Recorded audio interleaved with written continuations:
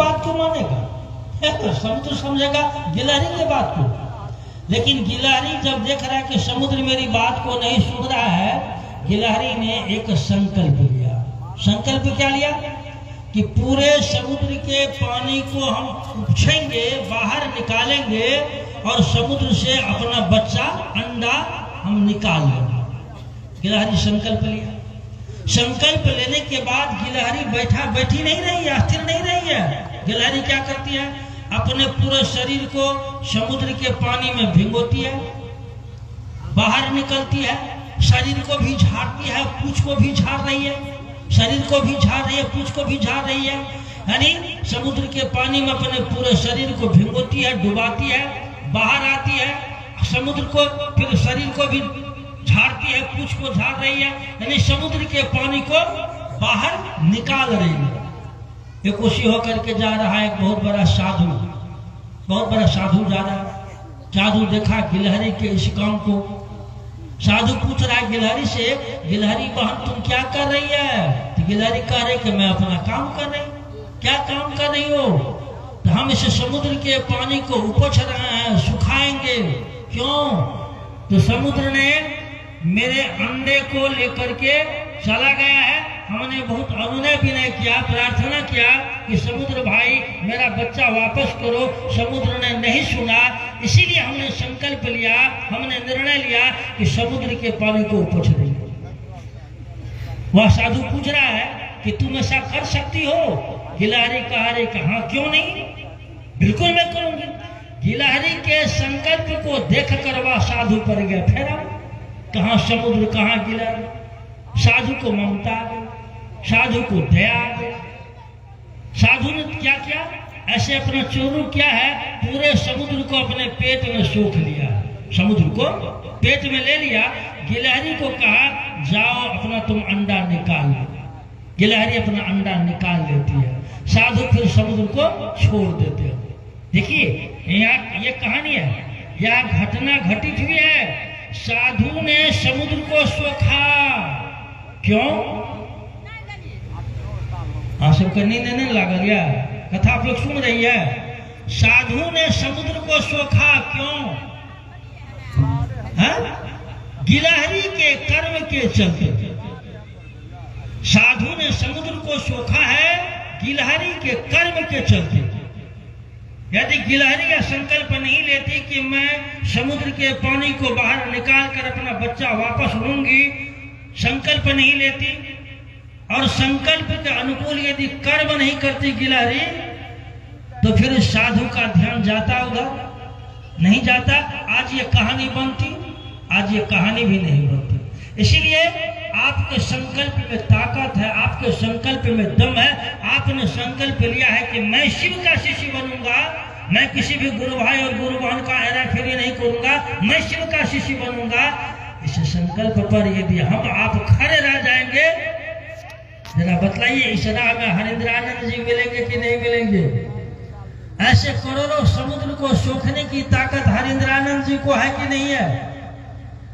ऐसे करोड़ों समुद्र आ जाए जो बीच में आकर के आपके नैया को डगमग करेंगे, आपके नैया को डगमग करेंगे, आपको कभी बायां ले जाएंगे, कभी दाहिना ले जाएंगे, कभी ऊपर और कभी नीचे।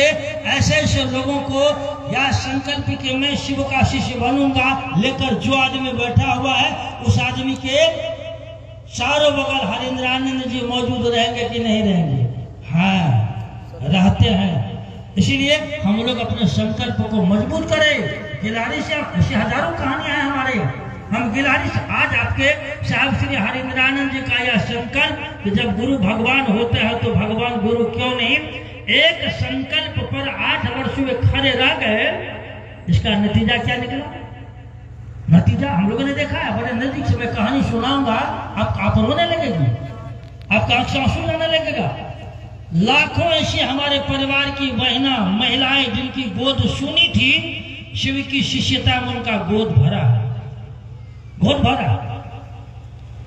हजारों हमारी ऐसी बहना जिनके पति दारू पीकर नाली के कीड़े की तरह रोड पर भटकते थे, हरिंद्रानंद जी के द्वारा चले गई शिव शिष्यता का यह मार्ग, इस मार्ग को पकड़ने के बाद आज उस हमारी वह बहना चैन से घर में बैठ रही है। वे ऐसे हजारों लाखों माता और पिता है जो उस पुत्र के लिए परेशान रहा करते थे। शिव की शिष्यता को ग्रहण करने के बाद आज वह माता और पिता चैन से बैठ रहा है, चैन से बैठ रहा है। आप देख लीजिए इतिहास उठा करके, एक हरिंद्रानंद साहब के संकल्प का यह परिणाम है। आज कहने के लिए हम करोड़ों लोग हैं, कहने के लिए हम करोड़ों लोग हैं। आज करोड़ों में से लाखों आदमी दिया संकल्प ले, जो संकल्प है साहब श्री हरिंद्रानंद जी का। बतलाइए, इस धरती पर तो आसमान के तमाम साधुओं और संतों को आना पड़ेगा आपकी मदद के लिए, आपकी रक्षा के लिए, हमारी रक्षा के लिए। अभी हम लोग थे नेपाल, बरखा दीदी भैया सब थे, तो बरखा दीदी बात कर रही थी गुरु बहन से, क्योंकि साहब दीदी का बहुत बात हम लोग भी जानते हैं, लेकिन क्या करेंगे, आदमी का एक स्वाभाविक गुण है, आदमी भूल जाता है, भूलता है आदमी का भूलने का स्वभाव। तो बरखा दीदी कह रही थी गुरु बहन सबको नेपाल में वीरगंज में, कि जानते हैं ना गुरु बहन, हम जब आई थी 2002 में बरखा दीदी भैया का शादी हुआ रांची में, तो कह रही थी बरखा दीदी कि माँ से, माँ मतलब दीदी नीलम आनंद, कि माँ से जब हम पूछते थे कि माँ पापा का आंख ऐसा क्यों लगता है, पापा मतलब साहब, आंख ऐसा क्यों लगता है, तो माँ बड़े सहज भाव में, माँ मतलब दीदी नीलम आनंद जी बड़े सहज भाव में कह रही थी, बरखा दीदी सुना रही कि माँ बड़े सहज भाव में कहती थी, ये बरखा जानती नहीं हो, रात में इनका शरीर ही ना रहता है बिछावन पर, ये तो पूरा भर रात ये घूमते रहते हैं, ये गुरु भाई गुरु बहनों के बीच में टोले मोहल्ले घूमते रहते हैं, इसीलिए इनका आंख ऐसा लगता है। हम लोगों ने बहुत बात को अनुभव किया अपने जीवन में, जान लीजिए, बड़े नजदीक से हम लोगों ने जाना है। साहब के बारे में यदि हम लोग बोलने लगेंगे तो खैर अब भारत में लोगों को इतनी ताकत किसी को नहीं रह गई है, जो बात शिव काशी से जाना और समझा है किसी को जानने का ताकत नहीं है। हम लोग देख रहे हैं, हाल फिलहाल हम तो अयोध्या से उनका देख रहे हैं, बड़े बड़े साधुओं से मेरी वार्तालाप हुई है। इसीलिए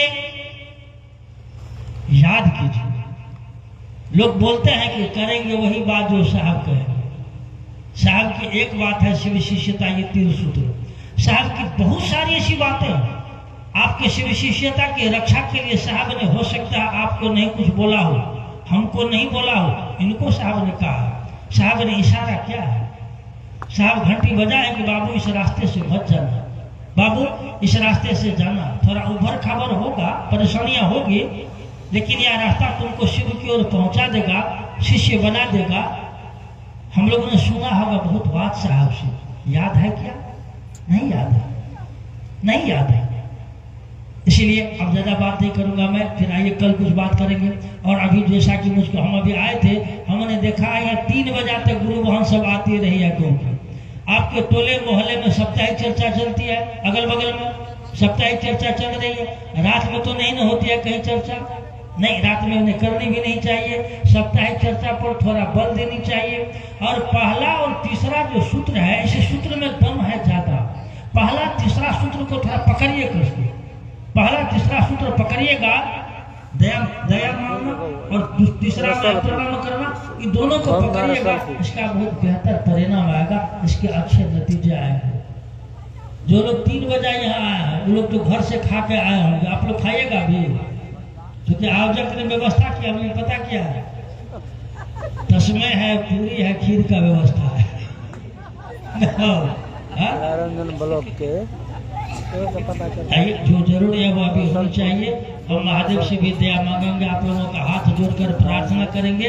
आपके बीच में अच्छे बहुत सक्रिय गुरु भाई हैं, भाई भारती जी, बहन अनिता जी, बहुत सारे गुरु बहनों को हमने देखा। हमारे दर्शन मिश्रा के भी गुरु भाई थे, राम कुमार भाई सब चले गए क्या? नहीं है, दर्शन मिश्रा के भी गुरु भाई थे। अभी बरखा दीदी का कार्यक्रम हुआ था दर्शन मिश्रा में, आप लोग गए थे? उसमें गए थे, सारे लोग थे? नहीं, भीड़ तो बहुत हो गई थी। दर्शन मिश्रा कार्यक्रम के बाद महादेव का काम गति पकड़ रहा, बढ़ रहा है। काम को और बढ़ाइए और बढ़ाइए और बढ़ाइए।